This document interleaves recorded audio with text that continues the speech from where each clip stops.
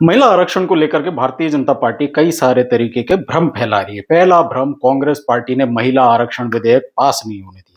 तो भारतीय जनता पार्टी के लोगों को बताना चाहिए कि संविधान में 106वें संवैधानिक संशोधन के जरिए जो नारी शक्ति वंदन अधिनियम पारित किया गया है, क्या वो महिला आरक्षण का बिल नहीं है? क्या कांग्रेस पार्टी ने उसका समर्थन नहीं किया? 2023 में जब इस बिल को पास कर चुके हैं, तो आप कैसा कैसे कह सकते हैं कि महिला आरक्षण पर कांग्रेस पार्टी ने साथ नहीं दिया?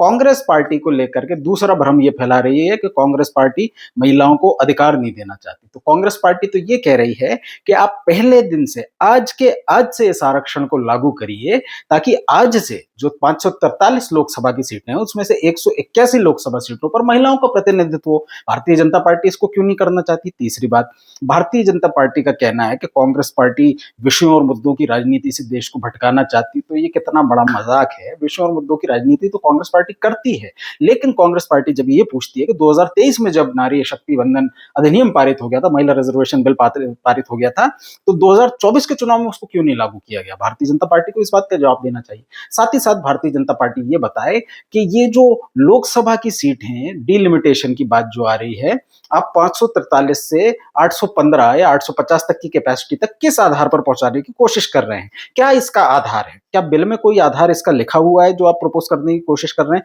यदि लिखित आधार हो तो इस बात की जानकारी कांग्रेस पार्टी को दी जाए। भारतीय जनता पार्टी को ये बताना चाहिए कि ये जो डिलिमिटेशन है, इसकी वजह से कितने ऐसे राज्य हैं साउथ के जिनको नुकसान होगा, या कितने ऐसे नॉर्थ के राज्य हैं जिनको फायदा होगा? यदि आप ये संख्या बताएंगे तो ज्यादा बेहतर चर्चा हो पाएगी। इसके साथ साथ भारतीय जनता पार्टी को ये बताना चाहिए कि ओबीसी वर्ग की महिलाएं, जिनके लिए जाति जनगणना आवश्यक है, यदि आप 2011 की सेंसस पर, 2011 की जातीय जनगणना पर उसके आधार पर ये बिल लागू करवाना चाहते हैं, तो 2027 में आपकी सरकार ने कहा है कि इस जातीय जनगणना का डेटा आ जाएगा, इस वाली 2026 की जनगणना का डेटा आ जाएगा, तो तब तक आप क्यों नहीं रोक सकते? अगर आपको लागू करना है तो फिर आज से कर दीजिए।